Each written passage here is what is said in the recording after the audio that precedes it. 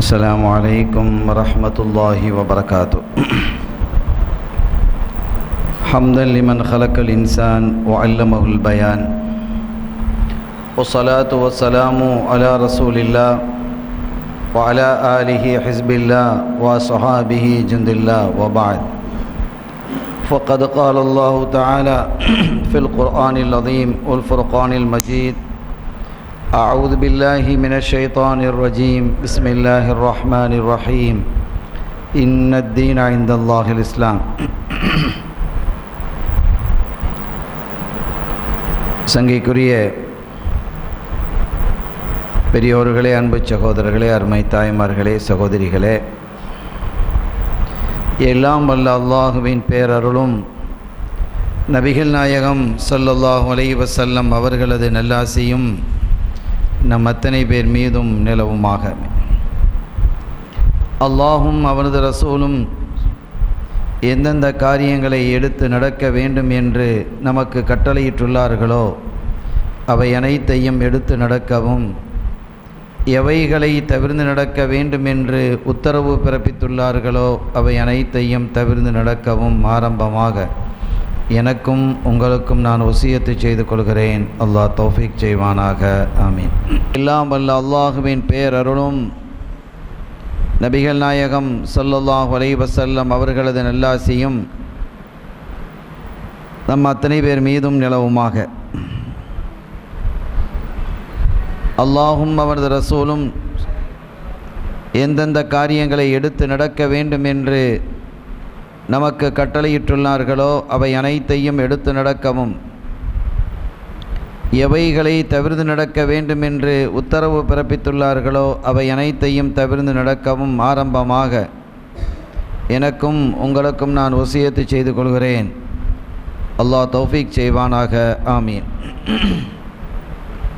சங்கையானவர்களே, இன்று ரமலான் முபாரக் 2ஆம் நாள், ஹிஜ்ரி 1437ஆம் வருடம்.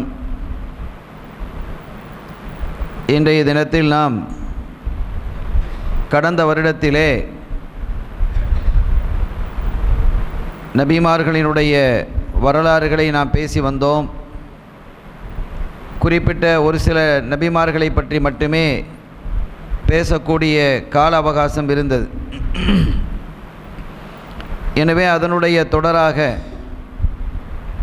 அந்த நபிமார்களினுடைய வாழ்க்கை செய்திகளை இன்று நாம் சொல்வதற்கு இருக்கிறோம். இந்த தகவல்களின் மூலமாக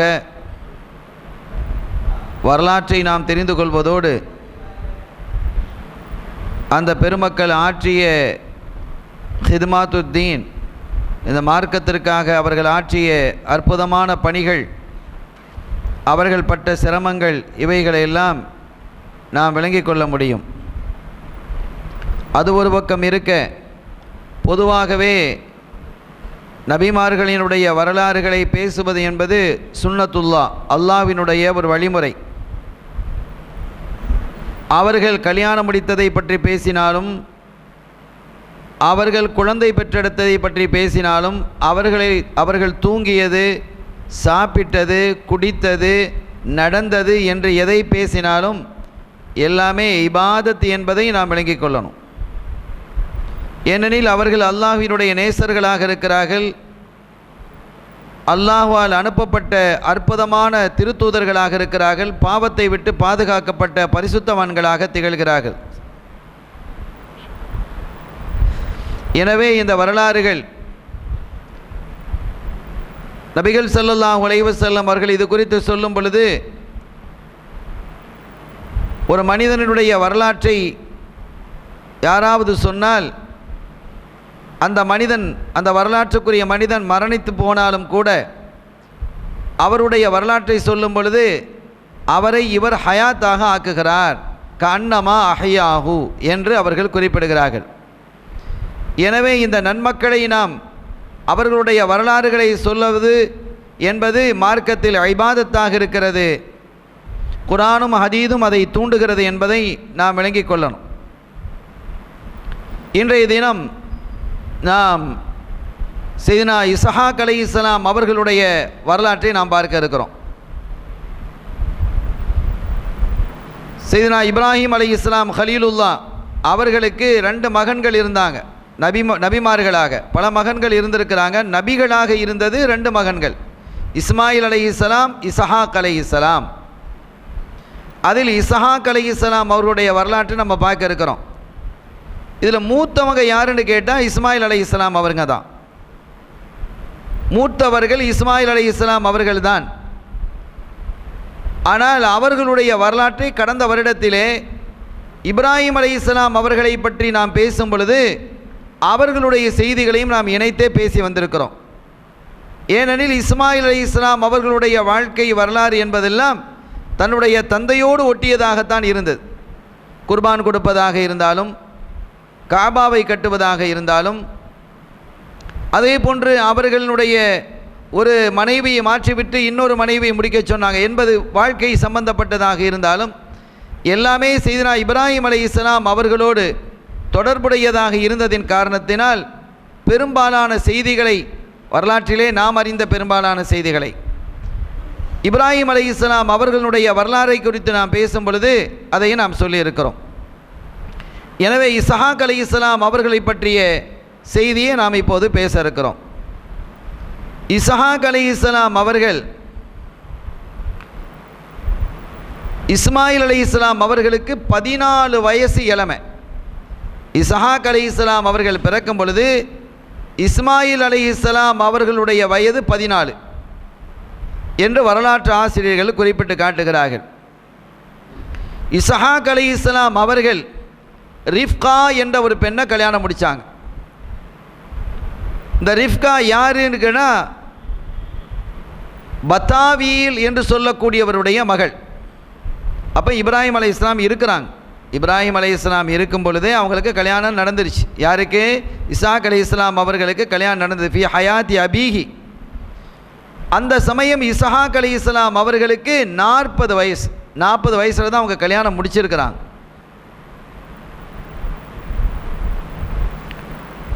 ஆனால் அவர்களுடைய மகளை பொறுத்தவரை, அவங்களுடைய மனைவியை பொறுத்தவரை, அந்த ரிஃப்கா என்று சொல்லக்கூடிய அந்த பெண்மணி ஆக்கிராக இருந்தாங்க. ஆக்கிர்னு சொன்னால் மலட்டுத்தன்மை உடையவர்களாக இருந்தார்கள். இப்போ இந்த காலத்தில் குழந்தை பிறக்குமா இல்லையா, குழந்தை பிறக்கக்கூடிய ஆற்றல் இருக்கா இல்லையாங்கிறதுலாம் மருத்துவ வசதிகள் கண்டுபிடிக்குது. இன்றைக்கி நிறைய வசதிகள் வந்துருச்சு. ஆனால் நாம் நினைத்து கொண்டிருக்கிறோம் இன்றைய காலத்தில் தான் இந்த மாதிரி வசதிகள் இருக்கிறது என்று. அந்த காலத்தில் கைப்பக்குவத்தை வைத்து அறிஞ்சுக்கிடுவாங்க. அந்த காலத்தில் கைப்பக்குவத்தை வைத்து அறிந்து கொள்ளக்கூடிய ஆற்றல் என்ன செய்தது? இருந்தது. சையதுனா ஈசா அலைஹிஸ்ஸலாம் அவருடைய காலத்தை எடுத்துக்கொண்டால் மருத்துவ நிலை உயர்ந்ததாக இருந்தது. மிக டாப் லெவலில் இருந்தாங்க மருத்துவத்தில். நாம் நினைக்கிறோம் இப்போ தான் அப்படிலாம் இருக்குண்டு. இல்லை, ஈசா அலைஹிஸ்ஸலாமுடைய காலத்தில் மருத்துவத்தில் உயர்ந்தவர்களாக இருந்தார்கள். மூசா அலைஹிஸ்ஸலாமுடைய காலத்தில் வாழ்ந்த மக்கள் இந்த சூனியம், வித்தை, மேஜிக்கு இதெல்லாம் இன்றைக்கி காட்டுறாங்க. இல்லை, நிறைய மேஜிக்கு செய்கிறான். ஹிப்னாட்டிசம், மெஸ்மரிசம் இதெல்லாம் மூசா அலைஹிஸ்ஸலாமுடைய காலத்தில் கொடிகட்டி பறந்தது. இன்றைக்கி ஏதாவது ஒரு வித்தக்காரன், மேஜிக்காரன் வந்து நமக்கு காட்டினா அது ஒரு அதிசயமாக நம்ம பார்க்குறோமே.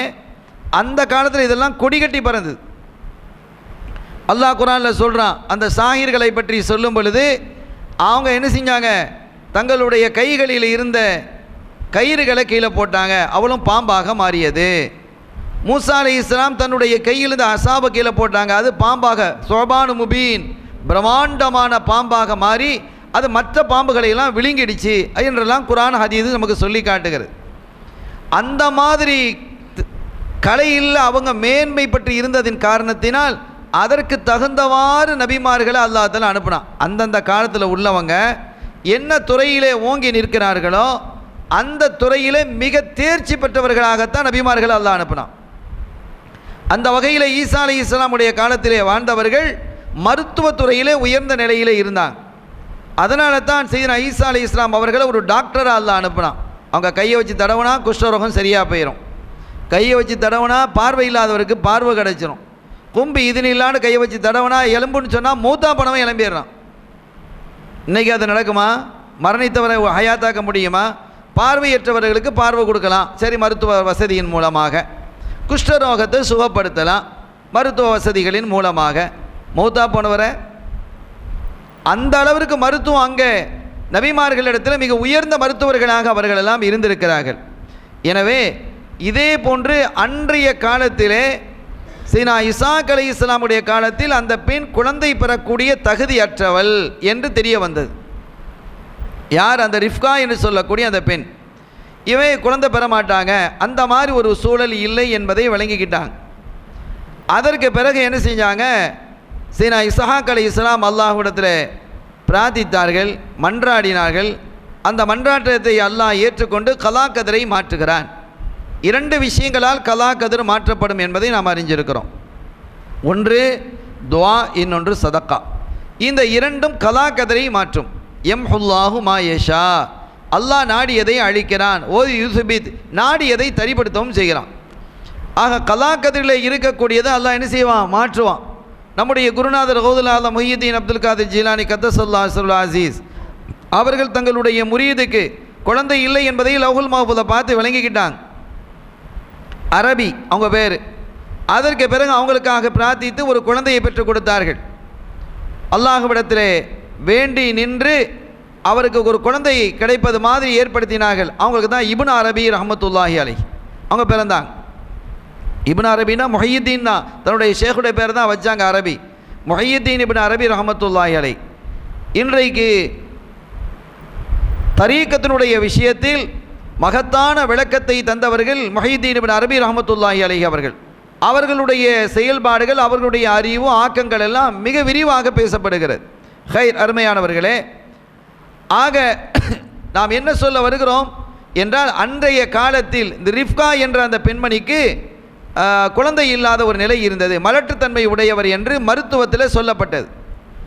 ஆனால் சீனா இஸ்ஹாக் அலைஹிஸ்ஸலாம் அவர்கள் அல்லாஹ்விடத்தில் ததர்ரு ஆகி, இறைவா எனக்கு ஒரு குழந்தையினை தரணும் என்று அவர்கள் மீண்டும் மீண்டும் வேண்டிக் கொண்டதின் மூலமாக ரப்புல் ஆலமீன் அல்லாஹ் ஜல்ல ஷானஹு வ தஆலா அவங்களுக்கு குழந்தையை கொடுத்தான். 2 குழந்தையாக கொடுத்தான். 2 ஒரே தௌமாத். தௌமாத்துன்னு சொன்னால் 2 பிள்ளை, 2 பிள்ளை பிறகு 2மே ஆம்பளை பிள்ளை தான். அவ்வளவுமா அதில் மூத்த பிள்ளை பேர் சம்மூஹு ஐசூன்னு பேர் வச்சாங்க. மூத்த பிள்ளைக்கு ஐசூன்னு பேர் வச்சாங்க. ஆனால் அரபுகள் என்ன செஞ்சாங்கன்னு கேட்டால் ஐஸ்ன்னு கூப்பிட ஆரம்பித்தாங்க. சில பேர் சுருங்கிருமா இல்லையா? முஹ்யித்தீன் அப்துல் காதிர் என்று பேர் வைக்கலாம், மம்தகார் என்று சுருங்கி போகுது. ஷேக் அப்துல் காதிர் சேத்துக்கார் என்று சுருங்கி சேத்துக்கார் அப்படின்னு கூப்பிட்றோம் நாம. இப்படி பெயர்கள் சுருங்குற மாதிரி எப்படி ஆகிவிட்டது என்று சொன்னால், ஐசு இது எல்லா மொழியிலும் இருக்குது. இது எல்லா மொழியிலையும், எல்லா குலத்திலையும், எல்லா கோத்திரத்திலையும் இந்த மாதிரி இந்த பேர் சுருங்குறதுங்கிறது இருக்குது. ஆனால் ஒத்த பேராக இருந்தால் பெரும்பாலும் சுருங்காது. ஒத்த பேராக இருக்கும் பொழுது அது பெரும்பாலும் சுருங்காது. கொஞ்சம் பெரிய பேராக இருக்கும்போது என்ன செஞ்சிருது? கூப்பிட்றதுக்கு பெருசாக இருக்கா இல்லையா? முஹ்யித்தீன் அப்துல் காதிர், சையீத் அப்துல் காதிர், ஷேக் அப்துல் காதிர் என்றெல்லாம் கூப்பிடும் பொழுது அது ஒரு நீளமான பேராக இருக்கிறது. எனவே அது 3 பேர் வருது. செய்யதுங்கிற ஒரு பேர், அப்துங்கிறது, காதிருங்கிறது, 3 வார்த்தைகள் அதில் இடம்பெறுகிறது. எனவே அதை சுருக்கி என்ன செஞ்சிடறாங்க? சேப்துகார் அப்படின்னு என்ன செஞ்சிடறாங்க? கூப்பிட்டுறாங்க. அதை மாதிரி அந்த அரபுகள் இந்த ஐசுங்கிறவரை ஈஸ் அப்படின்னு கூப்பிட ஆரம்பித்தாங்க. ஐஸுங்கிற பேர் அரபுகளத்தில் ரொம்ப பிரபல்யமான ஒரு பேர். இந்த ஐஸ் தான் வாலிதுர் ரூம், ரோம் நாட்டை நிர்மாணம் செய்தவர். இன்று ரோம் நாடு இருக்கிறது இல்லையா, இத்தாலியில். இந்த ரோம் நாட்டை நிர்மாணம் செய்தவர் இந்த ஐஸ் அவர்கள் தான். யாக்கூப் சையதுனா இஸ்ஹாக் அலைஹிஸ்ஸலாம் அவர்களுடைய மகனார், மூத்த மகனார் ஐஸ் அவர்கள் தான் இந்த ரோம நாட்டை வரைபடம் செய்து அழகான முறையில் உருவாக்கியவர்களே அவர்கள் தான் என்பதை நம்ம விளங்கிக்கணும். ஒத்தானி 2வது பிள்ளை யாருன்னு கேட்டால், ஹரஜ வஹுவ ஆஹிதும் பி அகிபி அஹீஹி ஃப சம்மூஹு யாக்கூப். யாக்கூப் அலைஹிஸ்ஸலாம், இஸ்ஹாக் அலைஹிஸ்ஸலாமுடைய மகனார் யாக்கூப் அலைஹிஸ்ஸலாம். யாக்கூப்னு ஏன் பேர் வச்சாங்க அப்படிங்கிறதுக்கு விளக்கம் சொல்கிறாங்க. முதல்ல பிறக்கிறார் ஐஸ் பிறக்கிறார் இல்லையா, அவருடைய குதிகாலை பிடிச்சிக்கிட்டே இவங்க வந்துட்டாங்க. 2வது பிள்ளையும் வந்துடுச்சு. முதல் பிள்ளை பிறக்கும்போது, மூத்த பிள்ளையை பிறக்கும் பொழுது அகிப், அகிப்னா குதிகால், அந்த அகிபை பிடித்து கொண்டு வந்ததின் காரணத்தினால் யாக்கூப், அகிபில் இந்த வரக்கூட தான் யாக்கூப். அடுத்து வந்தவர், அடுத்து வந்தவர்ங்கிறது அரபுகளே இந்த பொதுவாக அகிபுன்னு சொன்னால் நம்முடைய காலுடைய பிந்திய பாகம் இருக்கு இல்லையா, குதிகால், அதுக்கு தான் அகிபுங்கிறது. அகிபுனா என்னன்னு கேட்டால் அடுத்து வருது, நம்மளை அடுத்து தொடர்ந்து வந்துக்கிட்டே இருக்குது இல்லையா, நமக்கு அடுத்து தானே அது இருக்குது, நமக்கு பின்னால் இருக்குது. தொழுகையில் நிற்கும் போதும் கூட குதிகாலை என்ன செய்யணும், பார்த்து நிற்கணுங்கிறோம். அதான் கடைசி பகுதி. ஒரு மனிதனுடைய கடைசி பகுதி எது? குதிகால். சில இடங்களில் பார்த்தா விரல்கள் சரியாக இருக்கான்னு பார்க்க சொல்லுவாங்க, முன்னால் விரல். அப்படி பார்க்கக்கூடாது, அது சுன்னத்து இல்லை. எது சுன்னத்து என்று சொன்னால் குதிகாலை தான் பார்க்கணும். சில இடங்களில் போனால் அவங்களோட அதாப்பு தாங்க முடியாது, நாம் குதிகாலை பார்த்து நின்றா நம்மளை பிடிச்சி முன்னால் தள்ளுவான். என்ன செய்கிறது? இந்த மாதிரி சில இடங்கள் நடக்குது. ஆனால் உண்மையிலேயே குதிகால் சரியாக இருக்கான்னு தான் எல்லா இடங்களையும் பார்க்கணும். அது ஹரமாக இருந்தாலும் சரி, ஏன்னா ஹரமில் வட்டமாக நிற்கிறோம், மற்ற இடங்களாக இருந்தாலும் சரி, குதிகால் சரியாக இருக்கிறதா என்று தான் என்ன செய்யணும், பார்க்கணும். எனவே அந்த குதிகாலுக்கு என்ன பேர்? அகீபுன்னு பேர். இந்த அகீபு என்றால் அடுத்து வரக்கூடியது, நெக்ஸ்ட் அப்படின்னு அர்த்தம். எனவே இந்த அகீபை பிடித்து கொண்டே வந்ததின் காரணத்தினால் யாக்கூப் என்று அவங்களுக்கு என்ன செஞ்சது, பேர் வந்தது. இந்த யாக்கூப் அலைஹிஸ்ஸலாம் அவர்களுடைய அசல் பெயர் இஸ்ராயில். யாக்கூப் அலைஹிஸ்ஸலாம் அவர்களுக்கு அதற்கு இஸ்ராயில் அதுக்கு பிறகு பேர் வச்சாங்க. யாக்கூப்னு இருந்தாலும் கூட அதான் பிரபலியம் ஆயிடுச்சு, இஸ்ராயில்னு ஒரு பேர் வச்சாங்க. அவங்களுடைய பிள்ளைகள் 12 பிள்ளைகள் இருந்தாங்களா இல்லையா? யூசுப் அலைஹிஸ்ஸலாம் அவர்களோடு சேர்ந்து 12 பிள்ளைகள் வந்தார்களே, அந்த பிள்ளைகளுக்கு பனு இஸ்ராயில், இஸ்ராயிலுடைய பிள்ளைகள். இஸ்ராயில் சந்ததியினுடைய சமூகத்தினுடைய தந்தையாக இருப்பது இஸ்ஹாக் அலைஹிஸ்ஸலாம். அவங்க தான் இஸ்ராயில். அவங்களுடைய பிள்ளைகள் பனு இஸ்ராயில், இஸ்ராயிலுடைய பிள்ளைகள் என்று அழைக்கப்பட்டார்கள். இதான் வரலாறு. பனு இஸ்ராயில் என்று சூறாவே குர்ஆனில் இருக்குது. ஒரு பெரிய சமுதாயமாக அந்த சமுதாயம் திகழ்ந்தது என்பதெல்லாம் நாம் அறிந்திருக்கிறோம். இதில் விஷயம் என்னன்னு கேட்டால், இப்போ 2 பிள்ளைகள் ஆச்சு. பிள்ளைகளே இல்லாமல் இருந்து சில இடங்களில் நம்ம பார்க்கலாம், பிள்ளை இல்லைன்னு பல வருஷங்களாக பிள்ளை இல்லாமல் இருப்பாங்க. பார்த்தா அதுக்கப்புறம் குழந்தை வருது, வரிசையாக அடுத்து பிள்ளைகளை பெற்றுக்கிட்டே இருப்பாங்க. அல்லாஹ் அப்படியும் கொடுத்துட்றான் சில மக்களுக்கு. நம்ம எத்தனையோ மக்களுக்கு அல்லாஹ், சில மக்கள் குழந்தை பாக்கியம் இல்லாதவர்களாக இருக்கிறார்கள். இந்த ரமதானினுடைய பொருட்டால் அல்லாஹ் அவர்களுக்கு நல்ல சாலிஹான மக்களை வழங்கி அருள் வாலிப்பானாக. எத்தனையோ மக்கள் குழந்தை உண்டாகி இருக்கிறார்கள், அவர்களுக்கு நல்ல சுகப்பிரசவத்தையும் குறையில்லாத பிரசவத்தையும் அல்லாஹு தஆலா அவர்களுக்கு வழங்குவானாக. அருமையானவர்களே, இந்த மூத்த மகன் என்பது ரொம்ப காலம் பிள்ளை இல்லாமல் முதலாவது வந்த மகன் அப்படிங்கிறனால ஒரு முத்து மகன் என்பதின் காரணத்தினால் அந்த மூத்த மகன் முதல் மகன் என்பதால் இஸ்ஹாக் அலைஹிஸ்ஸலாம் அவர்களுக்கு ஈஸ் தான் ரொம்ப பிரியமானவராக இருந்தார். பொதுவாக மக்களில் சில மக்கள் கூடுதல், எல்லா மக்களுக்கும் நம்ம கொடுக்குற மாதிரி ஒன்று போல் கொடுக்கணும். மனைவி ஒருத்தர் 4 மனைவி முடிச்சிருக்கிறாரு, ஒருத்தர் 7-8 பிள்ளைகளை பெற்றிருக்கிறாரு. அந்த பிள்ளைகளுக்கு என்னென்ன ஹக்குகள் செய்யணுமோ அதில் ஏற்றத்தாழ்வு செய்யக்கூடாது. மனைவிக்கு என்ன ஹக்குகள் செய்யணுமோ அந்த ஹக்குகளில் ஏற்றத்தாழ்வு செய்யக்கூடாது. அது ஹராம். ஏற்றத்தாழ்வு செய்கிறது ஹராமாக இருக்கிறது. எல்லாம் சமநிலையில் தான் இருக்கணும்.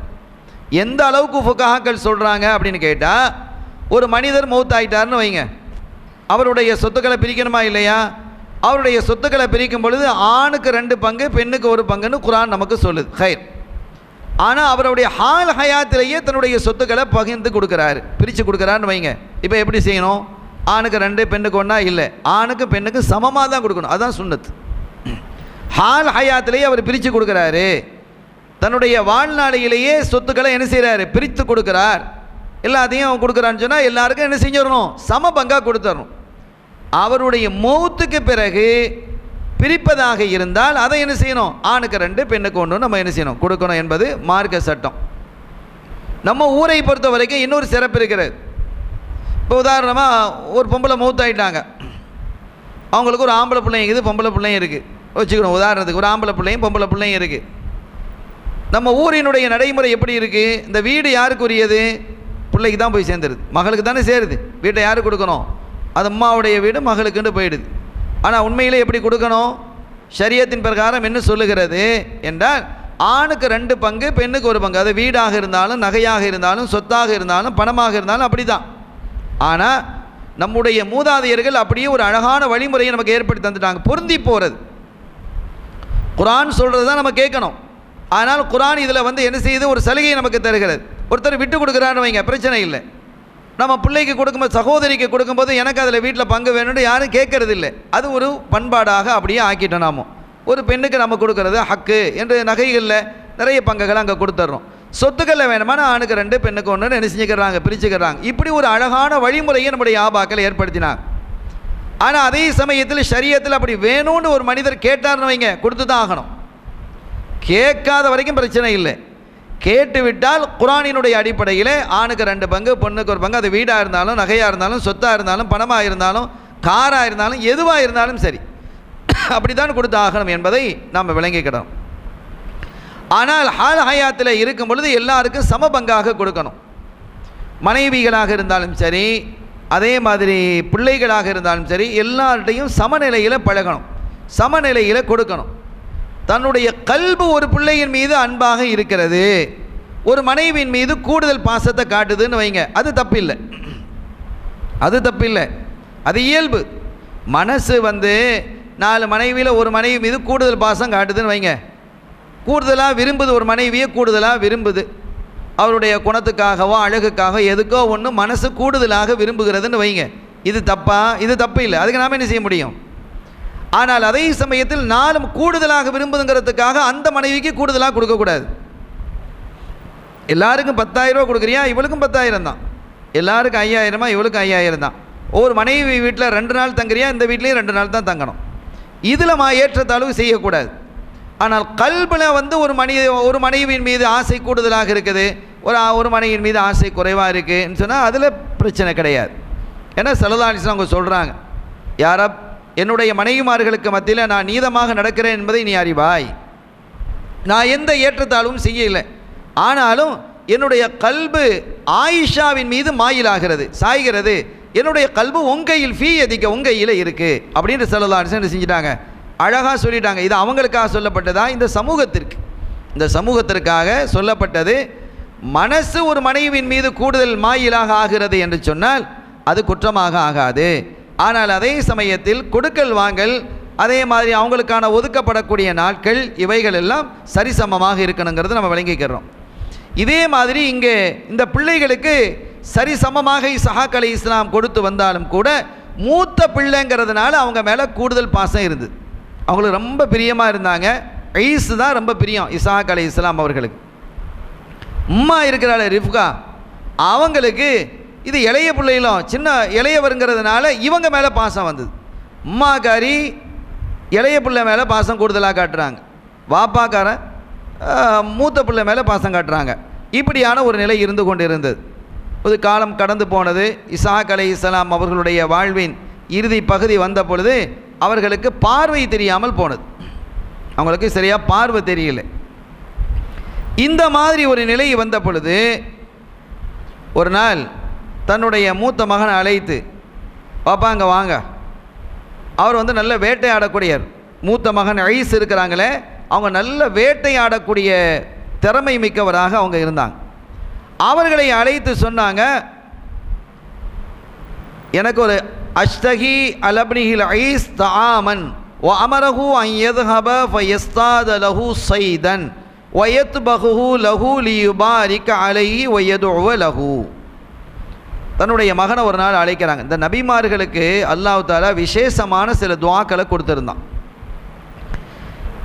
அவங்களுக்குன்னு பிரத்யேகமான சில துஆக்களை கொடுத்துருந்தான். அந்த துஆக்களையே மிக உன்னதமான துஆன்னு ஒன்றை கொடுத்துருந்தான்.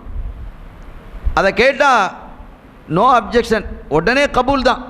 அப்படிப்பட்ட நபிமார்களுடைய எல்லா துஆக்களும் கபூல் என்றாலும் கூட விசேஷ துஆக்கள் அல்லாஹ் தஆலா சில சமயம் கொஞ்சம் காலம் பிற்படுத்தி வைப்பான்.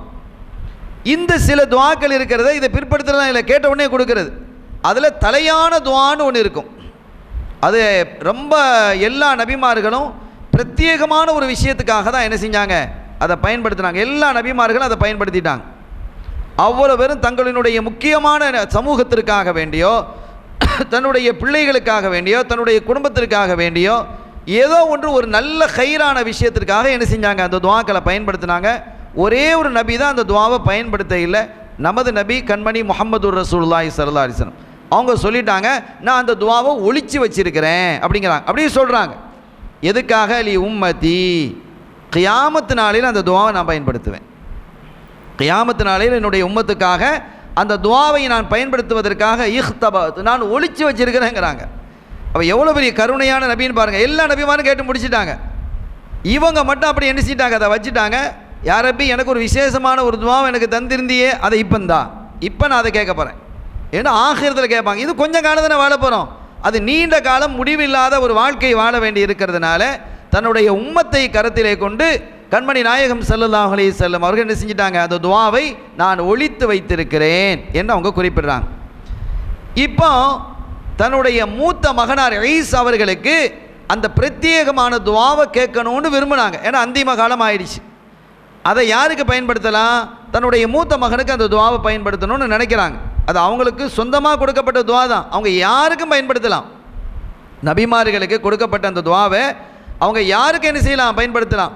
குடும்பத்துக்காக பயன்படுத்தலாம், பிள்ளைகளுக்காக பயன்படுத்தலாம், சமூகத்திற்காக பயன்படுத்தலாம், ஊருக்காக பயன்படுத்தலாம், யாருக்காக வேண்டி வேணுமாலும் பயன்படுத்தலாம். அது அந்த உரிமை அவர்களுக்கு கொடுக்கப்பட்டிருக்கு. எல்லா நபிமார்களும் கேட்ட மாதிரி இசாக் அலைஹிஸ்ஸலாம் என்ன செஞ்சாங்க, தன்னுடைய மூத்த மகனாருக்கு அந்த துஆவை கேட்கறதுங்கிற முடிவுக்கு வந்துட்டாங்க. வந்து தன்னுடைய மகனை அழைச்சி சொன்னாங்க, வாப்பா ஐஸ், நீங்கள் போய் நல்ல வேட்டையாடி நல்ல ஒரு ஆடு, சூப்பரான ஒரு ஆடை கொண்டு வந்து சமைச்சு அழகாக சமைச்சு நீங்கள் கொண்டு வாங்க. நான் உங்களுக்காக நான் என்ன செய்ய போகிறேன், ஒரு துஆ ஒன்று கேட்க போகிறேன். உங்களுடைய வாழ்க்கையில் பரக்கத்து ஏற்படுவதற்காக நான் துஆ செய்ய போகிறேன். உங்களுடைய வாழ்வு செழிப்பாக இருப்பதற்காக, நீங்கள் ஒரு சிறந்த நபராக ஆகுவதற்காக நான் ஒரு துஆ செய்ய போகிறேன். அதற்காக நீங்கள் என்ன செய்யுங்க, முதல்ல போய் நல்ல வேட்டையாடி அருமையான ஆடுகளை நல்லா கொண்டு வாங்க, 2 ஆட்டை சூப்பராக கொண்டு வாங்க, சமைச்சு கொண்டு வாங்க அப்படின்னு சொல்லிட்டாங்க. அவங்களும் புறப்பட்டு போயிட்டாங்க, வேட்டையாட போயாச்சு. இப்போ என்ன செஞ்சாங்க, அம்மா பார்க்குறாங்க, ஆஹா அம்மாவுக்கு இளைய பிள்ளை மேலே பாசம் கூட, ஆனால் அவட துவா பெரிய துவா மூத்த மகன்களை கிடைக்க பார்க்குது, நம்ம பிள்ளைகளை நம்ம கிடைக்கணும் அப்படின்னு சொல்லி யாக்கூப் அலைஹிஸ்ஸலாத்தை கூப்பிட்றாங்க. அவ யாக்கூப் இருக்கிறாங்க அலைஹிஸ்ஸலாம், சின்ன பிள்ளையாக இருக்குது, சின்ன வயசு அவங்களுக்கு. பாப்பா இங்கே வாங்க, 2 பேருக்கும் ஒரே வயசு தான், ஐஸுக்கும் யாக்கூப்பும் ஒரே வயசு தானே, ரெட்டை பிள்ளை தானே, ஆனால் எல்லாம் இளைய வயதாகத்தான் இருக்கிறாங்க. ஒரு 17-18 வயசாக இருக்கணும் வைங்க, சின்ன வயசு. அப்போ மகனை கூப்பிட்டு சொன்னாங்க, யாக்கூப் நீங்கள் வாங்க, நீங்கள் போய் ஒரு 2 ஆடு அருங்க, நல்ல இருக்கிற ஆடு, நம்முடைய ஆட்டு கிடை இருக்கு இல்லையா, அதுலேயே நல்ல அருமையான ஆடு என்னங்கிறத பார்த்து 2 ஆட்டை அறுத்து நீங்கள் என்ன செய்யணும், கொண்டு வாங்க அப்படின்னு என்ன செஞ்சிட்டாங்க சொல்லி அதை அழகான முறையில் சமைக்கிறாங்க. அதே மாதிரி அறுத்தாங்க, 2 ஆடு அறுத்து நல்ல அற்புதமாக சமைத்து நல்ல எப்படிலாம் சுவையாக இருக்கணுமோ அந்த அளவுக்கு சுவையாக சமைச்சிட்டாங்க. சமைச்சிட்டு இப்போ நீங்கள் என்ன செய்யுங்க, வாப்பாட்ட இந்த உணவை கொண்டு போங்க. ஆனால் வாப்பாக்கு பார்வை இல்லை, இசாக் அலைஹிஸ்ஸலாம் அவர்களுக்கு பார்வை கிடையாது, தெரியாது. ஆனால் தொட்டு பார்த்தா உணர்ந்துருவாங்க. ஏன்னு கேட்டால் இந்த ஈசா அவர்களுக்கு மூத்த பிள்ளைக்கு இந்த தோல் புஜத்திலெல்லாம் நல்ல ரோமம் இருக்கும், இந்த கையிலெல்லாம் நல்ல முடி இருக்கும் நிறையா. யாக்கூப் அலைஹிஸ்ஸலாம் அப்படி இருக்காது, வலுவலுன்னு இருக்கும், அவளுக்கு முடி குறைவு. இவங்களுக்கு நல்ல ஒரு வேட்டைக்காரர் தானே, அதனால் இவங்களுடைய உடம்பெல்லாம் நல்ல முடி அடர்ந்து போய் இருந்தது. இது அம்மா என்ன செஞ்சாங்கன்னு கேட்டால், இந்த அறுக்கப்பட்டது தும்பாடு, இந்த தும்பாடை என்ன செஞ்சாங்க, தும்பாட்டை எடுத்து அதனுடைய ரோமங்க இருக்கு இல்லையா, அதெல்லாம் கணக்கன நல்லா ஒட்டி வச்சுட்டாங்க. ரோமத்தை எடுத்து நல்லா அப்படி ஒட்டி வச்சு நேராக வாப்பா கொண்டு போய், ஏன்னா பிள்ளைய தடவி பார்ப்பாங்கன்னு அவங்களுக்கு தெரியும். மாப்பிள்ளையை பற்றி பொண்டாட்டிக்கு தெரியாதா, ரிஃப்கா அவங்க நல்லா தெரிஞ்சு வச்சுருந்தாங்க. பாப்பா நீ கொண்டு போ அப்படின்னு கொண்டு நினச்சாங்க, உணவு கொடுத்து அனுப்புகிறாங்க. இவங்களும் விவரமான ஆள் தானே, யாக்கூப் அலைஹிஸ்ஸலாம் ரொம்ப விவரமான ஆள், பிள்ளைய அவங்களும் நேராக கொண்டு போய் உணவு கொடுத்தாச்சு. உணவு நல்ல கம்மன்னு மணக்குது. மண் அந்த நீ யாருன்னு கேட்குறாங்க. இப்போ வாப்பா என்ன செய்கிறது, நீ யாருன்னு கேட்குறாங்க, பார்வை தெரியாதனால தான் கேட்குறாங்க, நீ யார் அப்படின்னு கேட்குறாங்க. அவங்க சொன்னாங்க, ஆனால் உலகத்துக்கு நான் உங்கள் புள்ள அப்படின்ட்டாங்க. க்ளீனாக கதையை கொண்டு போயிட்டா, புள்ளேன்ட்டாங்க.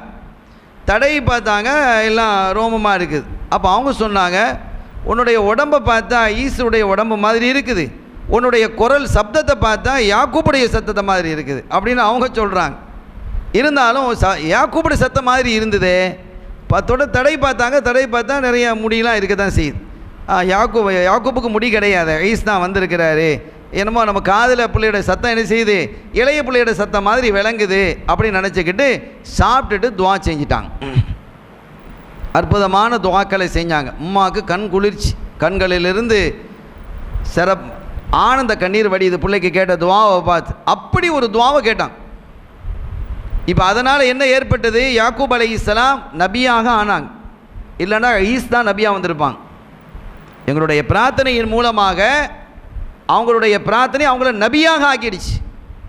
நபியாக மட்டும் ஆக்கியது, நிறைய பிள்ளைகளை பெற்றெடுத்தாங்க. அதோடு மட்டுமல்லாமல் அவங்களுடைய சமூகம் தான் உலகத்திலே மிக பிரம்மாண்டமான சமூகம் என்று எண்ணப்படும் அளவிற்கு பனு இஸ்ராயேல் கோடி கோடியாக உருவானாங்க. அதோடு மட்டுமல்லாமல் நபிமார்கள் எல்லாம் அதில் வந்தாங்க.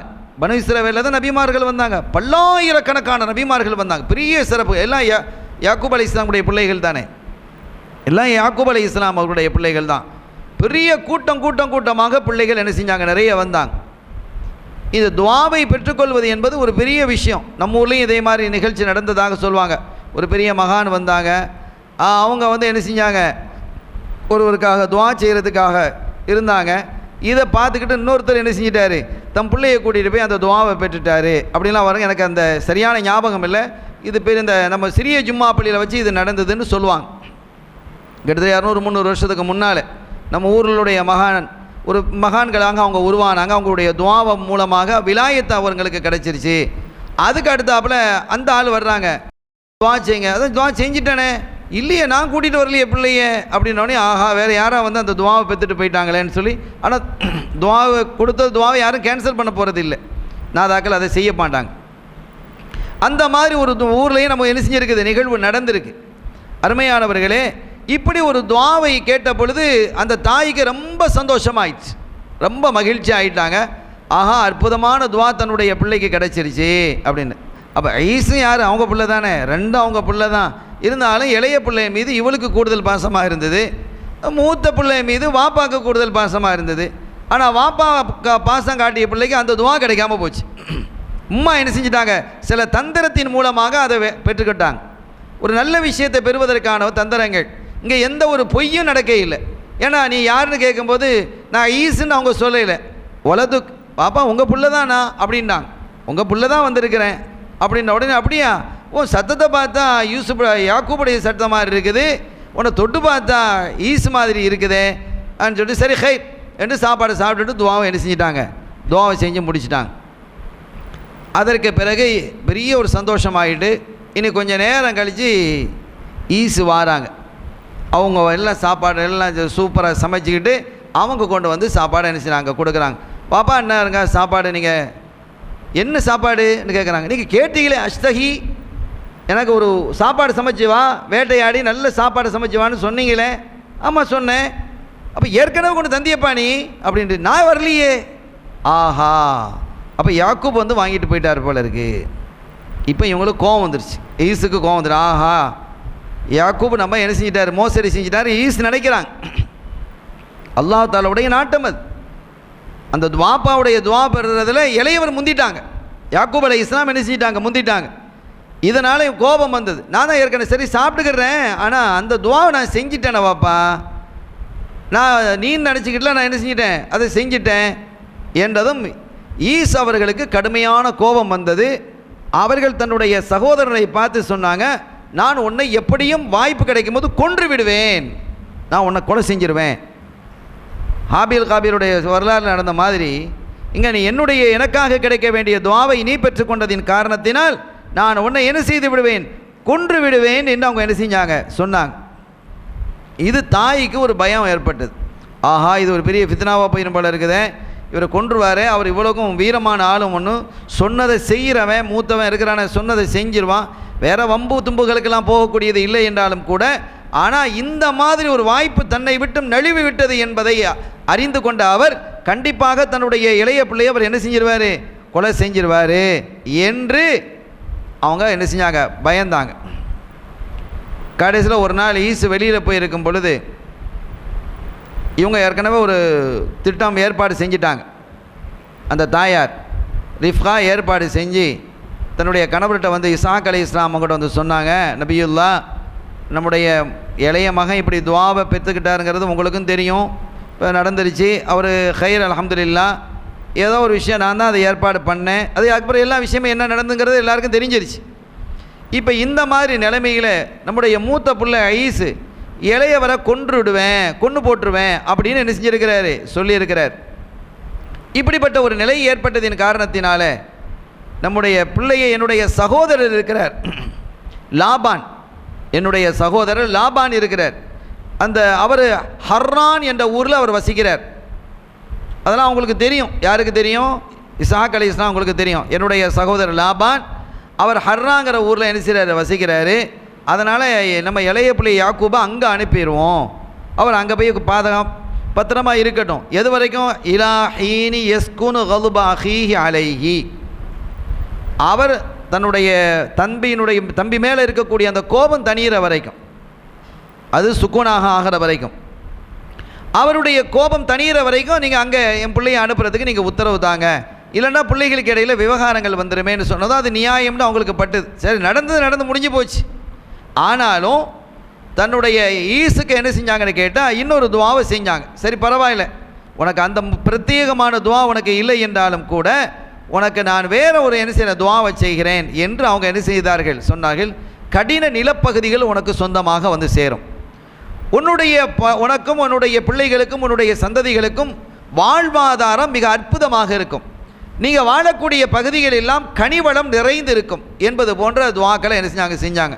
ஆனாலும் இந்த நுபுவத்து இல்லைல்ல, நுபுவத்துங்கிறது சாதாரணமான விஷயமா? அது எவ்வளோ பெரிய பாக்கியம். அந்த பாக்கியம் அவருக்கு கிடைக்கல. உங்களுடைய சந்ததிகளுக்கு பெரிய பெரிய நிலங்கள் கிடைக்கும், பெரிய இடங்களில் நீங்கள் என்ன செய்ய, ஜமீன்தார்கள் மாதிரி நீங்கள் வாழுவீங்க. உங்களுடைய வாழ்வாதாரம் எல்லாம் மிகச்சிறப்பானதாக இருக்கும், வசதி வாய்ப்போடு நீங்கள் இருப்பீங்க. நீங்கள் இருக்கக்கூடிய பகுதிகளில் எல்லாம் கனிவளங்கள் நிறைய இருக்கும், எந்த தட்டுப்பாடும் உணவுகளுக்கு இருக்காது, பழங்களுக்கு தட்டுப்பாடு இருக்காது என்று அப்படி ஒரு துவாவை என்ன செஞ்சாங்க, செய்தார்கள். அது அவங்களுடைய பிள்ளைகளுக்கு அது கிடைத்தது. ஆனாலும் இந்த யாக்கூப் அலைஹிஸ்ஸலாம் அவர்களுக்கு கொடுக்கப்பட்ட அந்த துவாவினுடைய மகத்துவத்தில் கோடியில் ஒரு பங்கு கூட அது இல்லை. அது அவருக்கு எல்லாருக்கும் விளங்குது, ஈஸுக்கும் விளங்குது, எல்லாருக்கும் விளங்குது. ஆனால் இப்படி ஒரு சூழ்நிலை உருவானதின் காரணத்தினால் ஐஸ் தன்னுடைய தம்பியை கொல்லுவேன் அப்படின்னு சொல்லிட்டார். சொன்னால் அவர் செஞ்சிருவார். அந்த மாதிரி வேகம் உள்ள ஆள் அப்படிங்கிறது அம்மாவுக்கு தெரியும். நம்ம பிள்ளை மூத்த பிள்ளை அந்த மாதிரி செஞ்சிருவான். அதெல்லாமல் வேறு வம்பு தும்புக்கு போக மாட்டான். இருந்தாலும் இப்படி ஒரு சூழல் வரும் பொழுது அவன் விட்டு கொடுக்க மாட்டான். ஒரு பிடிவாதக்காரன், சொன்னில உறுதியாக இருப்பான். எனவே நம்முடைய இளைய பிள்ளையை பாதுகாக்க வேண்டிய நிலைமை இருக்கிறது என்பதை விளங்கி கொண்டு அவங்க என்ன செஞ்சாங்க, அந்த பிள்ளையை தன்னுடைய சகோதரர்கிட்ட அனுப்புறது, லாபான் இடத்துல அனுப்புறது என்ற ஒரு முடிவுக்கு வந்து அவங்க லாபான்ட்ட என்ன செஞ்சாங்க, அனுப்புனாங்க. அது வரைக்கும் இவருடைய கோபம் தணிகிற வரைக்கும் அங்கே இருக்கட்டும் அப்படின்னு சொன்னாங்க. சேனா இசாக் அலைஹிஸ்ஸலாம் அவர்களும் அதை கபூல் செஞ்சாங்க. ஆமாம், அது நல்லதுதான், அப்படி அனுப்பி வைப்போம், அவர் இல்லாத சமயத்தில் நீ அனுப்பியிருந்தவனே அதே மாதிரி அவங்க புறப்பட்டு அனுப்பிட்டாங்க. அதே சமயத்தில் அப்படி அனுப்பும் பொழுது அவர்கள் வசியத்து செய்து அனுப்புங்க, திரும்பவும் ஒரு துவா செய்யுங்க, பாதுகாப்புக்காக துவா செய்யுங்க என்னெல்லாம் சொன்னதும் வாப்பா என்ன செஞ்சாங்க, அதற்கான துவாவை செய்து அவர்கள் புறப்பட்டு போனாங்க. போகிற வழியில் ஒரு இடத்துல அவங்க என்ன செய்கிறாங்க, ஒரு நித்திரை தூக்கம் வருது, அவங்களுக்கு டயர்டாகி ஒரு இடத்துல படுக்கிறதுக்கு முயற்சி செய்கிறாங்க. அப்படி முயற்சி செய்யும் பொழுது அங்கே ஒரு கல்லை எடுத்து அந்த கல்லை தன்னுடைய தலைக்கு கீழே தலைவாணி மாதிரி வச்சுக்கிட்டு தூங்குறான். இப்படி தூங்கும் பொழுது அவர்கள் ஒரு கனவு காண்றான். பூமியிலிருந்து வானத்து வரைக்கும் மேராஜ், அதாவது மேராஜ்னு சொன்னால் ஏணி, மேராஜ்னா ஏணி, உரூஜ்னா ஏறி செல்லுதல், மேராஜ்னா ஏணி. கண்மணி நாயகம் ஸல்லல்லாஹு அலைஹி வஸல்லம் அவர்கள் மேராஜுக்கு போகும் பொழுது அவர்கள் மக்காவிலிருந்து பைத்துல் மக்தஸ் வரை எதில் போனாங்க, புராக்கில் போனாங்க. பைத்துல் மக்தஸில் இருந்து முதல் வானம் வரை ஏணியில் தான் போனாங்க. அது மேராஜ், அதுதான் மேராஜ் என்று பெயர் வந்தது. ஏணிக்கு மேராஜின் பேர், சுல்லம்னு ஒரு பேர் இருக்குது. மேராஜ் உரூஜ்னா ஏறி செல்லுதுன்னு அர்த்தம். அந்த மேராஜ், அந்த ஏணின்னா நம்ம வீட்டில் இருக்கிற ஏணிப்படி மாதிரி இல்லை, அது லிஃப்ட்டுகள்லாம் ஏணி தானே, அதெல்லாம் ஒரு பல வகையாக இருக்கிறது அல்லவா. அந்த மாதிரி அல்லாஹ்வினுடைய அற்புதமான ஒரு படைப்பான ஒரு ஏணி அது. அதை ஏறி போகிறது தான். அதில் போனாங்க. முதல் வானத்திலிருந்து 7ஆம் வானம் வரைக்கும் மலக்குமார்களுடைய ரெக்கையில் அவங்க பிரயாணித்தார்கள். அது 3வது வாகனம் அவங்களுக்கு. 7வது வானத்திலிருந்து சித்ரத்துல் முன்தஹா வரைக்கும் ஜிப்ரீல் அலைஹிஸ்ஸலாமுடைய ரெக்கையில் பிரயாணித்தாங்க. இது 4வது. சித்ரத்துல் முன்தஹாவிலிருந்து அல்லாஹ்வினுடைய சமூகம் வரைக்கும் ரஃப் என்ற ஒரு வாகனத்தில் போனாங்க ஸல்லல்லாஹு அலைஹி வஸல்லம். இது 5, மொத்தம் 5 வாகனங்கள் இருந்திருக்கு. முதலாவது புராக்கு, 2வது ஏணி, 3வது மலக்குமார்களினுடைய ரெக்கை, 4வது 7வது வானத்திலிருந்து சித்ரத்துல் முன்தஹா வரை சையதுனா ஜிப்ரீல் அலைஹிஸ்ஸலாம் அவர்களுடைய ரெக்கை, அங்கிருந்து அல்லாஹ்வினுடைய சமூகம் வரைக்கும் ரஃப்ங்கிற வாகனத்தில் போனாங்க. அது ஒரு தனி விசேஷமான ஒரு வாகனம். அப்படி ஒரு வாகனத்தை யாராலும் உருவாக்க முடியாது. அல்லாஹ் எப்படி உருவாக்கி இருக்கிறான் தன்னுடைய ஹபீப் ஸல்லல்லாஹு அலைஹி வஸல்லம் அவர்களுக்கு என்று சொன்னால், வெளிச்சம் இருக்குல்ல, இந்த ஒளியும் காற்றும் இந்த ரெண்டையும் கலந்து அந்த வாகனத்தை உருவாக்கி இருக்கிறான். அவர் உருவாக்க முடியுமா? ஒளியினாலையும் காற்றினாலையும் வாகனத்தை உருவாக்கி யாராலையும் உருவாக்க முடியாது. அதை ரசூல் ஸல்லல்லாஹு அலைஹி வஸல்லம் அவங்களுக்கு மட்டும் பிரத்யேகமாக அல்லாஹ் செய்து என்ன செய்தான்? அந்த வாகனத்தில் அல்லாஹ் வர வைத்தான் என்ற வரலாறுகளை நம்ம பார்க்க முடிகிறது. அருமையானவர்களே, இப்போ சையதுனா யாக்கூப் அலைஹிஸ்ஸலாம் அவர்கள் தன்னுடைய மாமா, தன் தாயினுடைய சகோதர மாமா லாபான் இடத்துல போகிறாங்க. லாபானை பார்த்து போகிறாங்க. ஹர்ரான்கிற ஊருக்கு போயிட்டு இருக்கிற வழியில் அவங்க டயர்டாகி அவங்க என்ன செய்கிறாங்க? ஒரு இடத்துல படுக்கிறது அப்படின்ட்டு என்ன செஞ்சாங்க? படுத்தாங்க. ஒரு கல்லை தன்னுடைய தலைக்கு கீழே வைத்து கொண்டு படுத்து தூங்கி கொண்டிருந்தார்கள். அப்போது அவங்க என்ன செய்தார்கள் என்றால், ஒரு நாம ஃபரஆஃபி நௌமிஹி ذلك மிஅராஜன் மன்சூபன் மினஸ் ஸமாஇ இலல் அர்த், வானத்திலிருந்து பூமி வரைக்கும் அந்த ஏணி இருக்கு. வைதல் மலாயிகத்து யஸ்அதூன ஃபீஹி வயன்ஸிலூன், மலக்குமார்கள் அந்த ஏணியில் மேலே ஏறி போகிறாங்க, கீழே இறங்குறாங்க, வர்றாங்க, போகிறாங்க. அந்த ஏணியில் தான் மலக்குமார்களாக வந்துட்டு போகிறாங்க. இதெல்லாம் கனவுல பார்க்குறாங்க. ஒரு ரப்பு தபாரக வ தஆலா யுகாதிபுஹு, அல்லாஹ் தஆலா அவர்களோட பேசுகிறான். யாரோட பேசுகிறான்? யாக்கூப் அலைஹிஸ்ஸலாமுகளோட, அவங்க பிள்ளையோட பேசுகிறான். இன்னி சௌபாரிக்கு அலைக்க, உங்கள் வாப்பா ஒரு துவா ஒன்று கேட்டுட்டாங்க, அதை நான் கபூல் செஞ்சிட்டேன், அதனால் உனக்கு நிறைய நான் பரக்கத்து செய்வேன். வாக்கிதிரு துர்ரியத்தக்க, உங்களுடைய பிள்ளைகளை நான் அதிகப்படுத்துவேன். எவ்வளோ பிள்ளைகள் வந்தாங்க? பிள்ளைகள் பிள்ளைகள் பிள்ளைகள் பிள்ளைகள் வந்து ஒரு பனு இஸ்ரவேலர்கள் பெரிய கூட்டமாயிட்டாங்க. ஸல்லல்லாஹு அலைஹி வஸல்லம் அவர்களே ஆச்சரியப்படுவாங்க. அந்த பனு இஸ்ரவேலர்களுடைய அந்த எண்ணிக்கையை பார்த்து ரசூலுல்லாஹ் ஆச்சரியப்பட்டாங்களாம். அவ்வளோ பெரிய கவும்களாக அவங்க இருந்தாங்க. வஅஜஅலு லக ஹாதிஹில் அர்ள வலி ஆகிபிக மின் பஅதிக், இந்த இடத்தை உங்களுக்காகவும் உங்களுடைய பிள்ளைகளுக்காகவும் ஒரு சிறந்த இடமாக நான் ஆக்கி வைப்பேன். நீங்கள் தூங்குறீங்களே இந்த இடம், அப்போ நபிமார்கள் தூங்குகிற இடமும் சிறப்புக்குரிய இடங்கிறது விளங்கிக்கிடணும். அவங்க ஒரு இடத்துல போய் படுத்தாங்கன்னு சொன்னால் அந்த இடம் சிறப்பு. நிறைய சஹாபிகள் என்ன செய்வாங்க? ரசூல் ஸல்லல்லாஹு அலைஹி வஸல்லம் அவர்களை தன்னுடைய வீட்டுக்கு அழைப்பாங்க. அழைத்து ஒரு இடத்துல ரசூலுல்லாஹ் அந்த இடத்துல கொஞ்சம் தொழுவுங்களேன் அப்படிம்பாங்க. ரசூலுல்லாஹ் என்ன செய்வாங்க? அந்த துண்டை விரித்து அங்கே தொழுவாங்க. அந்த தொழுகிற இடத்துல தான் அந்த சஹாபிகள்லாம் தங்களுடைய வீட்டுக்குள்ளே தொழுகிற தொழுகையெல்லாம் சஹாபிகள், சஹாபியத்துடைய பெண்கள் எல்லாம் அதுக்குள்ளே தான், அதில் தான் தொழுவாங்க. அது தபர்ருக். நபிமார்கள் தொழுத இடம் மட்டுமல்ல, தூங்கின இடமே சிறந்த இடம் இருக்கும் பொழுது தொழுத இடம் எப்படி இருக்கும்? பைத்துல் லஹம், சையதுனா ஈசா அலைஹிஸ்ஸலாம் அவர்கள் பிறந்த இடம். ஸல்லல்லாஹு அலைஹி வஸல்லம் மேராஜுக்கு போகிறாங்க. போகும்போது ஒரு இடத்துல ஜிப்ரைல் அலைஹிஸ்ஸலாம் சொன்னாங்க, நாயகமே இந்த இடத்துல 2 ரக்காத்து தொழுவுங்களேன் அப்படின்னாங்க. தொழுதாங்க. இன்னொரு இடத்துல தொழ சொன்னாங்க 2 ரக்காத், அங்கே 2 ரக்காத் தொழுதாங்க. இன்னொரு இடத்துலையும் தொழ சொன்னாங்க. இதெல்லாம் என்ன இடம் அப்படின்னு கேட்டால், முதலாவது தொழுத இடம் மதீனா ஷரீஃப் தான். மக்காலையும் தானே போகிறாங்க. மதீனா ஷரீஃபில் நாயகமே இந்த இடத்தில் தான் உங்களுடைய மஸார் அமைய இருக்கிறது, உங்களுடைய ரவுலா அமைய இருக்கிறது. ஸல்லல்லாஹு அலைஹி வஸல்லம் தன்னை எந்த இடத்துல வஃபாத்தாய் அடங்கப்பட்டிருக்கிறாங்களோ அந்த இடத்துல அவங்க 2 ரக்காத் ஆரம்பத்திலே தொழுதுருக்கிறாங்க மதீனாவுக்கு வர்றதுக்கு முன்னாலே. அதற்கு பிறகு இரண்டாவது இடம் என்ன கேட்டால், அல்லாஹ்வும் மூசா அலைஹிஸ்ஸலாம் அவர்களும் வசனித்த இடம், 2 பேரும் பேசின இடம், அந்த இடத்துல 2 ரக்காத். மூன்றாவது பைத்துல் லஹம் என்று சொல்லக்கூடிய பெத்லஹோம், ஈசா அலைஹிஸ்ஸலாம் அவர்கள் பிறந்த இடம். ஆக நபிமார்கள் பிறந்த இடம், பிறந்த நாள், இவைகளெல்லாம் சங்கைக்குரிய நாள், சங்கைக்குரிய இடம். தூங்கின இடமும் சங்கைக்குரிய இடம்னு என்ன செய்து வரலாறு குறிப்பிட்டு காட்டுகிறது. இங்கே யாக்கூப் அலைஹிஸ்ஸலாம் அவர்கள் தூங்குறாங்க.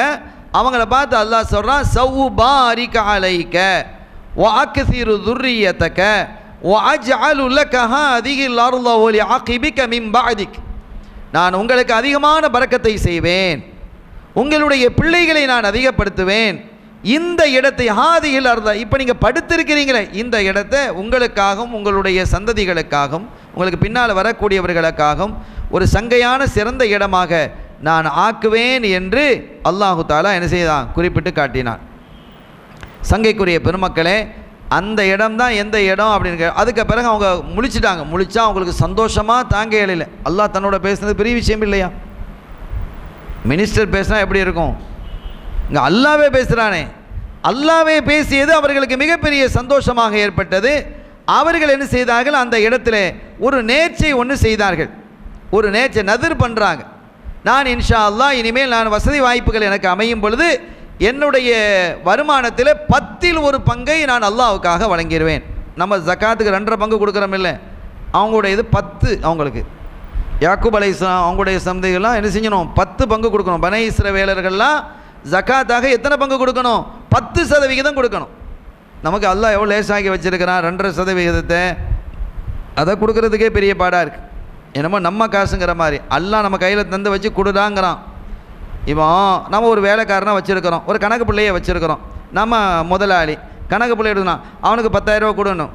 அதுக்கு 10,000 ரூபா கொடுக்கணும், 1000 ரூபா கொடுத்தா போதும்னு சொல்ல முடியுமா? அவரு கொடுக்க சொன்னால் கொடுறா அப்படிலாம் நம்ம சொல்லுவோம்.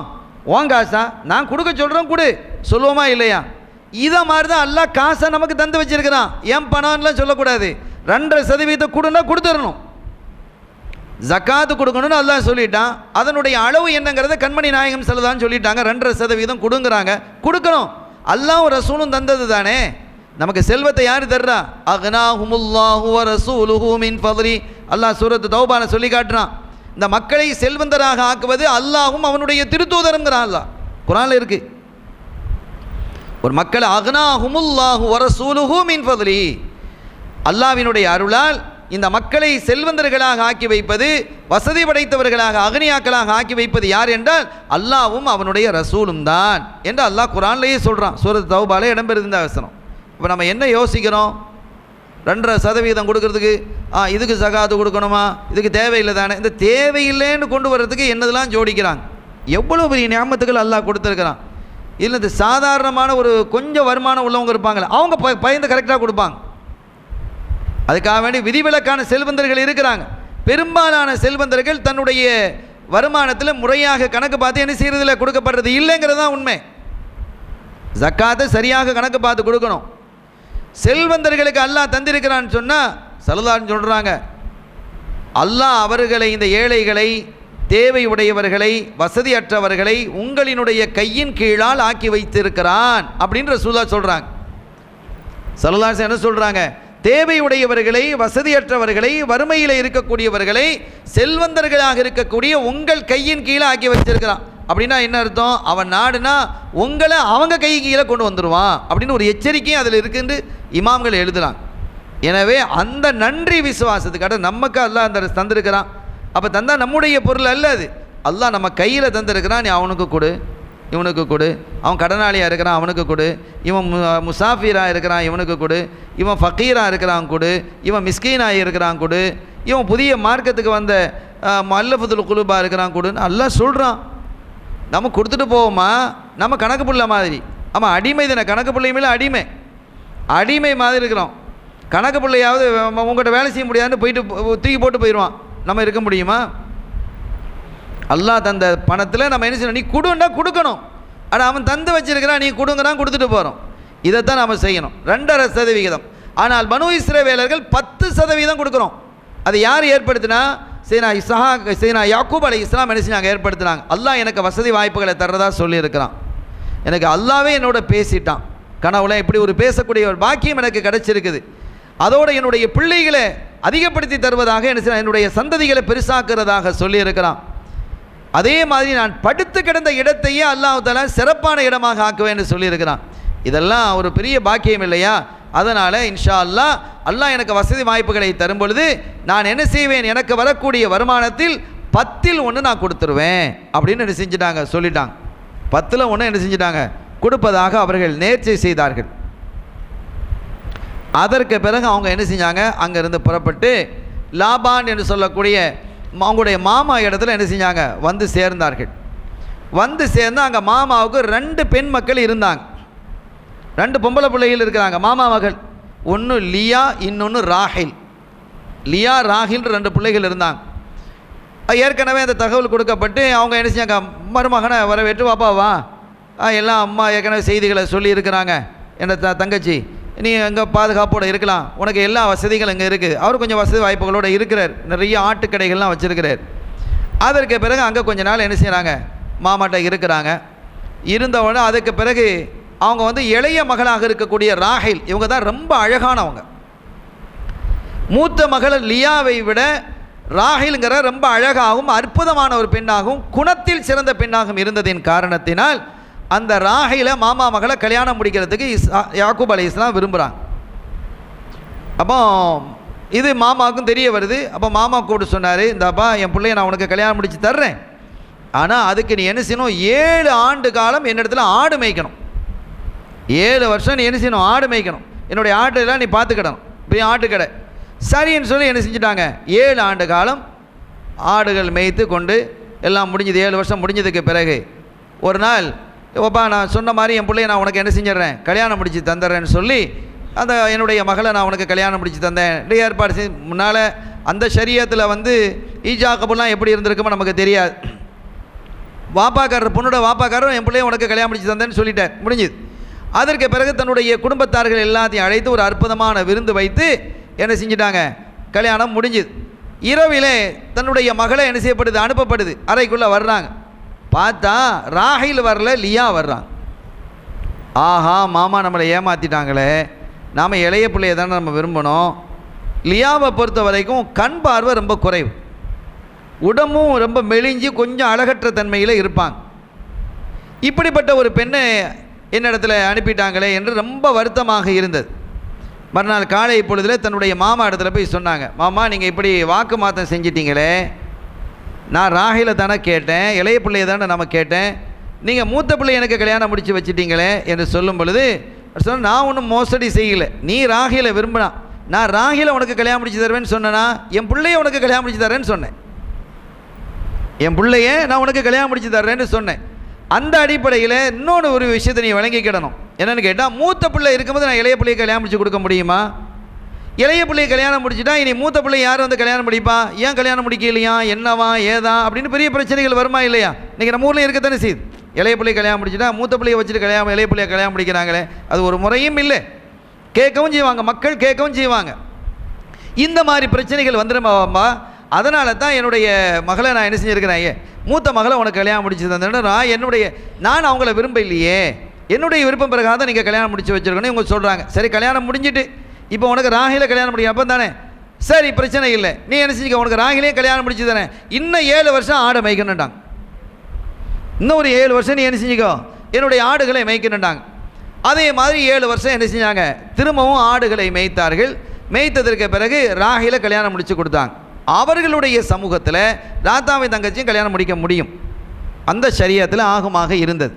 தன்னுடைய சொந்த சகோதரியை கல்யாணம் முடிக்கத்தானே செஞ்சாங்க. ஆதம் அலைஹிஸ்ஸலாம் அவங்களுடைய பிள்ளைகள் வந்து சகோதரியத்தின வேறு இல்லாட்ட சந்ததி எப்படி வரும்? ஆக ஒவ்வொரு ஷரியத்திலேயும் ஒவ்வொரு சட்டத்திட்டங்கள் இருக்கும்.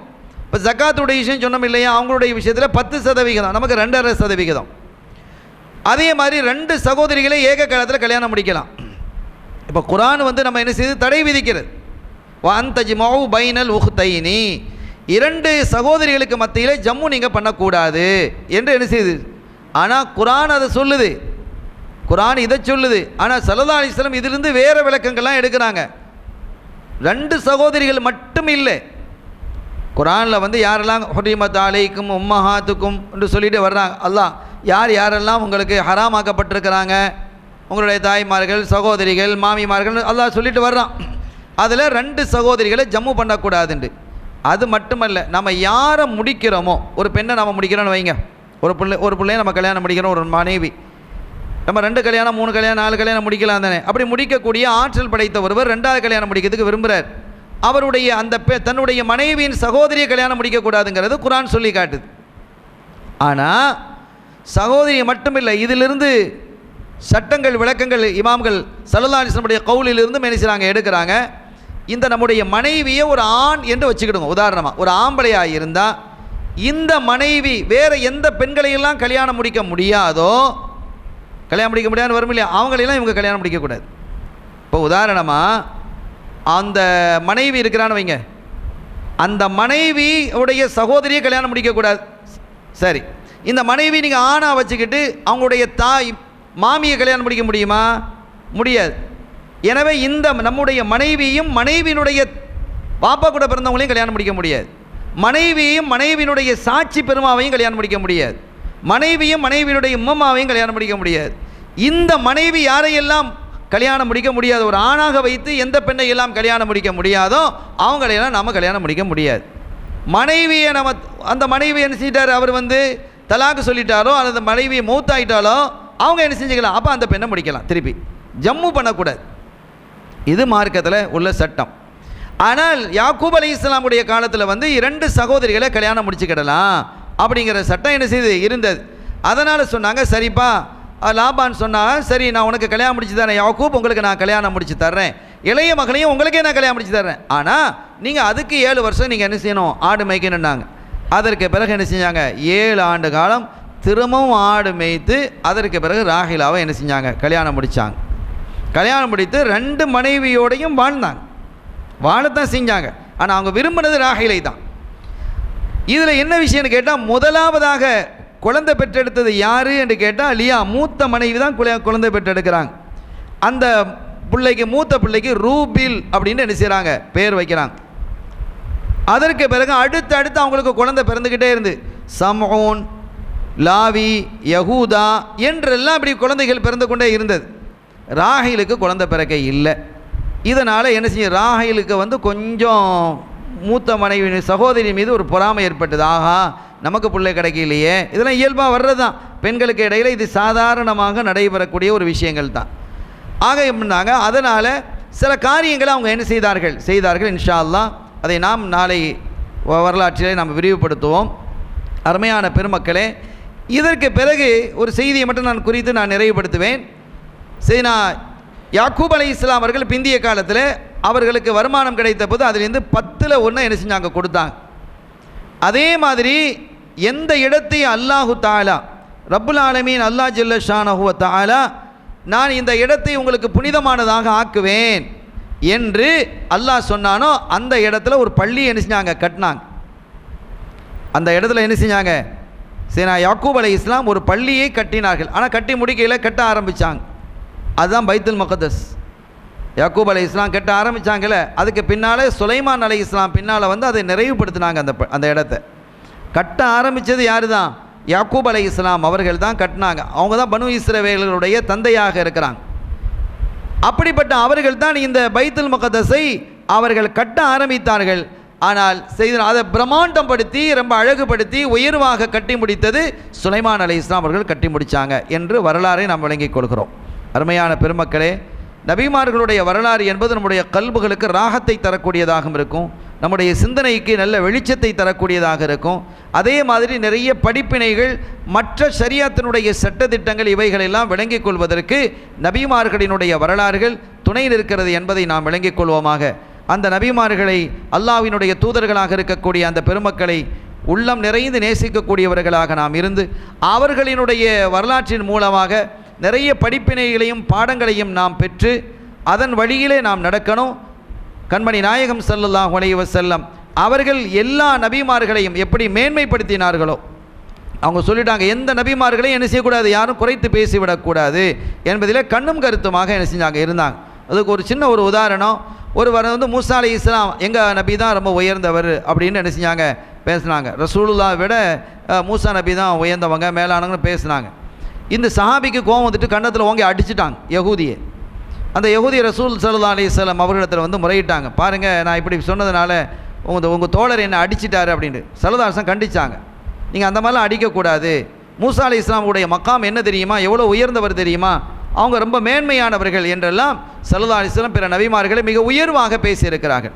எனவே எந்த நபியை ரசூல் ஸல்லல்லாஹு அலைஹி வஸல்லம் அவர்களை உயர்வுபடுத்துகிறோம் என்ற அடிப்படை, ரசூலுல்லாஹ் எவ்வளோ உயர்த்தினாலும் நம்ம உயர்த்தி முடியாது, அல்லாஹ் உயர்த்திக்கிட்டே இருக்கிறான், அவன்லாம் உயர்த்தி வச்சிருக்கிறான். அவர்களுடைய அந்தஸ்தையும் அவர்களுடைய மக்காமையும் நம்முடைய வார்த்தைகளாலோ எழுத்துக்களாலோ தொட்டுவிட முடியாது. ஆனாலும் அவர்களை உயர்த்துகிறோம் என்கிற பெயரில் மற்ற நபிமார்களை என்ன செஞ்சிடக்கூடாது, தாழ்த்தி பேசிடக்கூடாது. அதில் நம்ம கவனமாக இருக்கணும். அப்படி பேசக்கூடியவர்கள் அல்ல நாம். அந்த தர்பியத்தை ஸல்லல்லாஹு அலைஹி வஸல்லம் இந்த உம்மத்துக்கு வழங்கி இருக்கிறாங்க. உம்மத்தில் கேடுகட்ட ஒரு குழுன்னு ஒன்று இருக்குது, வஹாபிகள். அவனை பொறுத்த வரைக்கும் அவன் ரசூலுல்லாஹ்வே தாழ்த்தியில் பேசுகிறான். அவனுக்கு அவனை தவிர எல்லாரும் தாழ்ந்தவங்க தான் அப்படிங்கிற நிலைமை இருக்குது. அவனை விடுங்க, அவன் மனுஷ ஜென்மத்திலே இல்லை. சரி, எனவே இந்த வகையில் எந்த நபிமார்களையும் குறைத்து பேசக்கூடாது, எந்த நபிமார்களையும் குறைத்து பேசக்கூடாது என்று வரும்பொழுது உயிரின் மேலான கண்மணி ஸல்லல்லாஹு அலைஹி வஸல்லம் உடைய மகத்துவம், மாண்பு எவ்வளோ உயர்வானதாக இருக்குது, எவ்வளோ அழகான தர்பியத்தை அவர்கள் நமக்கு தந்திருக்கிறாங்க, எவ்வளோ அழகான ஒழுக்கத்தை அவர்கள் நமக்கு போதித்திருக்கிறார்கள் என்பதை விளங்கி அந்த அடிப்படையில் நம்முடைய வாழ்வை அமைத்துக் கொள்வோமாக. இதே பண்பாட்டையும் இதே ஒழுக்கத்தையும் நம்முடைய பிள்ளைகளுக்கு நாம் என்ன செய்யணும், கற்றுக் கொடுக்கணும். எல்லா நபிமார்களையும் நம்புவதும் எல்லா நபிமார்களை ஏற்றுக்கொள்வதும் நம் மீது கடமையாக்கப்பட்டிருக்கிறது, ஈமானில் உட்பட்டது. அவர்களை கண்ணியப்படுத்துவது ஈமானில் உட்பட்டது என்பதையெல்லாம் நாம் தெளிவாக நம்முடைய மக்களுக்கு நாம் எடுத்து சொல்லி சாலிஹான மக்களாக நாம் உருவாக்குவதற்கு, நம்முடைய பிள்ளைகள் உருவாக்குவதற்கு நாம் துணை நிற்போமாக. எல்லாம் வல்ல ரப்பல் ஆலமீன் அல்லாஹ் ஜல்ல ஷானஹு வ தஆலா ஈருலக சௌபாக்கியங்களையும் எனக்கும் உங்களுக்கு நம்மை சார்ந்தவர்களுக்கும் தந்தருள் பாலிப்பானாக. எல்லாம் வல்ல அல்லாஹ்வின் அருளையும் ஸல்லல்லாஹு அலைஹி வஸல்லம் உடைய ஷஃபாத்தையும் பெறுவோமாக. வ ஆகிரு தஅவானா அல்ஹம்துலில்லாஹி ரப்பில் ஆலமீன். வஸ்ஸலாமு அலைக்கும் வ ரஹ்மத்துல்லாஹி வ பரகாத்துஹு.